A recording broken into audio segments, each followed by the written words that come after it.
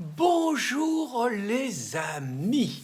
Sur Riposte laïque du vendredi 8 janvier, encore de la lecture, 19 articles naturellement, pas mal de textes sur les événements américains de ces dernières heures, mais j'ai envie de vous parler plutôt d'un article de Gérard Brazon sur l'avocat de la Ligue des droits de l'homme, Arié Halimi, qui titre donc qu'un noir ne peut pas déposer plainte pour racisme contre une noire raciste. Le racisme, donc, selon les antiracistes professionnels de la Ligue des droits de l'homme et autres, le racisme ne serait que le simple fait des Blancs. Bon, rien de nouveau, Dominique Sopo et toute la gauche le théorisent, mais là, l'exemple est quand même intéressant.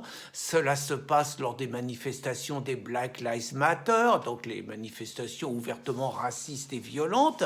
Et vous avez donc cette scène ahurissante où vous voyez une femme noire, militante par ailleurs, qui invective et injurie un policier noir en lui reprochant quelque part d'être de leur côté, c'est-à-dire du côté des Blancs, une vision totalement racialiste de la société, d'être un vendu, d'être un traître. Autrement dit, sa vision est qu'un noir ne peut pas être dans la police des Blancs, ce qui est juste une vision totalement racialiste des personnes, opposée à l'égalité en fonction de la couleur de la peau. Eh bien, il se trouve des antiracistes qui expliquent que le fait que le policier, sans doute encouragé par sa hiérarchie, et le parquet ait instruit la plainte déposée contre cet raciste noir serait, selon Arié Halimi, de la schizophrénie. Alors je vous encourage vraiment à lire cet article de Gérard Brazon parce qu'il y a vraiment le fond et toute l'imposture de l'antiracisme officiel subventionné par nos impôts qui est juste un obstacle à la liberté d'expression à laquelle nous tenions tant et qui n'est qu'une arme de combat pour détruire la civilisation blanche et occidentale comme nous le voyons aux États-Unis.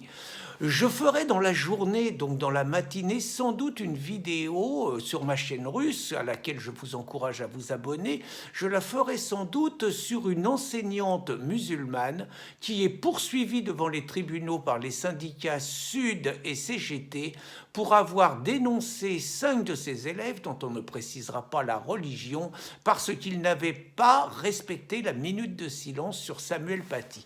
Quelque chose me dit qu'entre les deux sujets, on n'est pas très loin. Bonne journée les amis.